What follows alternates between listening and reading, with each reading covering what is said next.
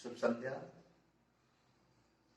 अभी तक आप लोग वनपथ पर शीर्षक से पढ़ रहे थे तुलसीदास जी की, जिसमें आप 3 सवैया पढ़ चुके हैं। चौथा सवैया है। संदर्भ जो है बिल्कुल पूर्ववत की तरह रहेगा। प्रसंग है इसमें, जब वनमार्ग में राम लक्ष्मण सीता तीनों लोग साथ में चल रहे थे, तो जो ग्राम की बधुएं थी रास्ते में देखकर, उनके रूप को देखकर वो मोहित हो गए। आपस में ग्राम बधुएं परस्पर वार्तालाप करते हुए परिहास कर रही है। तो छंद है, शीश जटा और बाहु विशाल लाल तिरछी सी भवें। शीश जटा और बाहु विशाल बिलोचन लाल तिरछी सी भवें। तून सरासन बार पान धरे तुलसी बन मार्ग में सुठ सोए। सागर बारही बार सुभाए पियो चितो तुम तो चितर मन मोहि।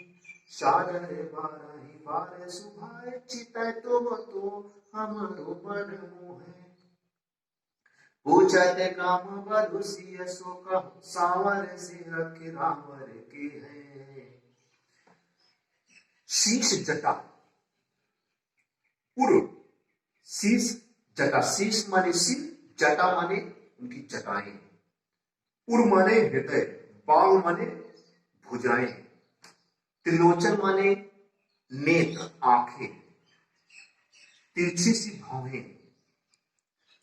तुलसीदास जी प्रस्तुत पद्यांश में वर्णन कर रहे हैं। शीश जटा उर बाहु बिलास, शीश जटा उर बाहु विशाल बिलोचन लाल तेजसे भौहें।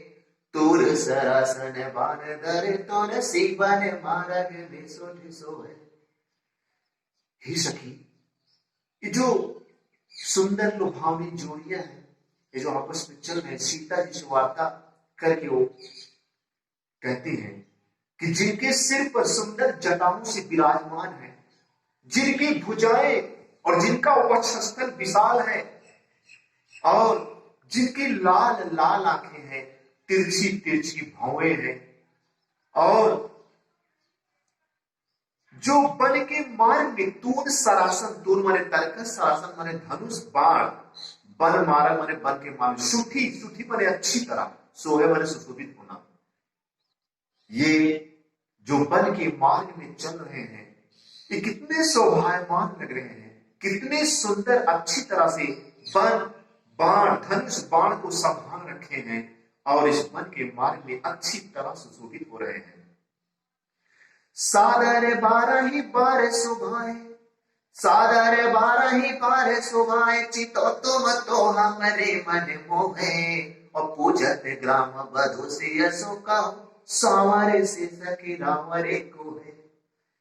ही सखी, जो बार बार बड़े आदर और चाव के साथ, स्नेह के साथ तुमको देखते हैं, चितो तुम तो हमरो मन मोह, देखते तो तुमको है, पर मेरे मन को मोहित कर लेते हैं। पूछत ग्राम बधु सिय सो, इतने में ग्राम की बधुएं सीता जी के आगे बढ़कर उनसे पूछ लेती हैं कि हे सखी, जो सांवले रूप के आगे आगे चल रहे हैं, रावरे, रावरे माने आपके या तुम्हारे, ये जो सांवले वाले आगे आगे चल रहे हैं, ये आपके कौन है, जो बार बार तुमको देख रहे हैं आदर चाव के साथ, और आगे आगे इस वन के मार्ग में सुशोभित होते हुए चल रहे हैं, इस सांवले से आपके क्या लगते हैं, आपके कौन है।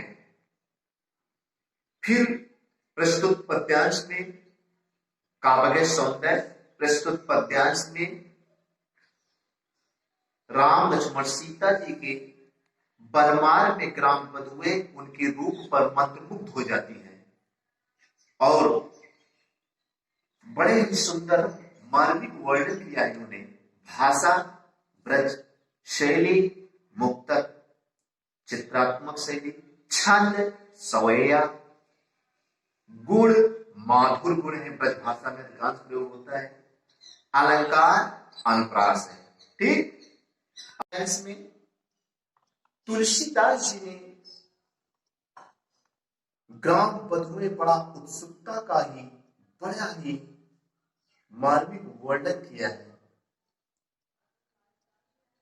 तो उसकी जो छंद है, सोने सुंदर बहने सुधार से साने सयानी है जाने की जानी भली, तेरे छेकारी नैन दिसाइन तेरे छेकारी नैन दिसाइन तिन्हें समझाए कछु मुस्काए चली, तीन छेकारी नैन दिसाइन संग तीन छेकारी नैन दिसाइन तिन्हें समझाए कछु मुस्काए चली, तुलसी ते ही अवसर सोह सबया लोकते लोचन लाहुवली, अनुराग तड़ाग में भान उदय बिग से मन मंजल कंज चली।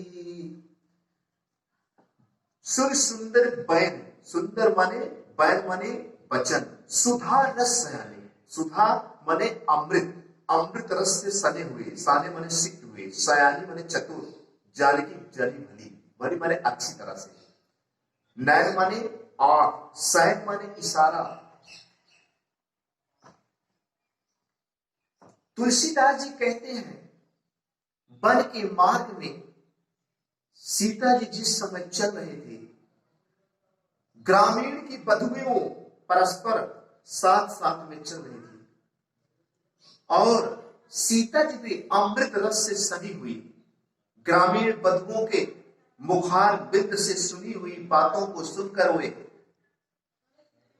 अमृतमयी बातों को सुनकर सीता जी समझ गई, सीता जी समझ गई कि कुल मिला के वो भी जानकी जानी भली, भली भांति समझ गई, कुल मिला के ग्रामीण बधुएं हमारे मुख से प्रभु से मेरा नाता या रिश्ता सुनना चाहती है, तिरछे न कहे। तो उसी प्रकार जिस अंदाज में ग्रामीण बधुओं ने पूछा इशारों से करके कहिए, उसी तरह सीता जी ने अपने तिरछे नयन किया और इशारों में उन्हें समझा दिया कि आगे हमारे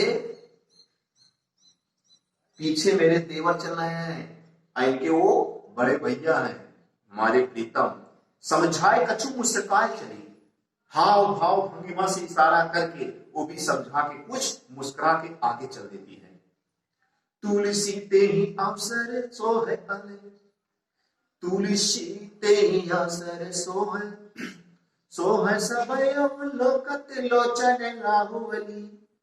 तुलसीदास जी कह रहे हैं जिस समय उस मार्ग में इस सुंदर पावन अवसर पर, लोचन माने लाभ, लाभ माने लाभ, लोचन माने आंख, सोहे माने सुशोभित हुआ, अवलोकत माने देखना, ऐसे शुभ अवसर पर उस वन के मार्ग में ग्रामीण बधुएं भी अपने आंखों का सुंदर वह लाभ पा रही थी। अली अली माने सखी, अपने नेत्रों का लाभ उठा रही थी। उस समय ऐसी प्रतीत होता था अनुराग तड़ाव में भार उदय बिग से मन मंजुल कंज चली। ऐसे शुभ अवसर पर लगता था जैसे प्रातः काल के प्रेम सरोवर में राम रूपी सूर्य का उदय हो रहा है, जिनके उदयमान होते ही जिनकी किरणें आभा विकीर्ण होने के बाद सुंदर कमल की पंखुड़ियां विकसित हो जाती हैं, ऐसा प्रतीत होता है। उपमेय में उपमान का जहां पर कल्पना या संभावना कर दिया जाए वहां पर क्या होता है, उत्प्रेक्षालंकार। तो अंतिम लाइन में क्या है, उत्प्रेक्षालंकार। काव्य के सुंदर प्रस्तुत पद्यांश में तुलसीदास जी ने ग्रामीण बधुओं की उत्सुकता के बड़ा ही मर्म स्पर्शी वर्णन किया है और एक सीता जी के इशारों से बात करने का एक अद्भुत भारतीय नारी का बड़े सहज निष्ठा भाव से चित्रण किया है। भाषा ब्रज, शैली मुक्ता, छंद सवैया, गुण माधुर और इसका जो अलंकार है, अनुप्रास अलंकार है, उत्प्रेक्षा अलंकार है। क्या है, उत्प्रेक्षा अलंकार है। जैसा कि आज ये आपका धनु वन पथ पर ये समाप्त होता है पाठ। वन पथ पर ये आपका पाठ ये समाप्त हो जाता है। अब अगला पाठ आएगा रसखान जी का, देखते हैं आगे चलेंगे, अगली कड़ी में आपको पढ़ाते हैं, ठीक है। ये वन पथ पर शीर्षक आप लोग अध्ययन करिए, ठीक है। जय हिंद, जय भारत।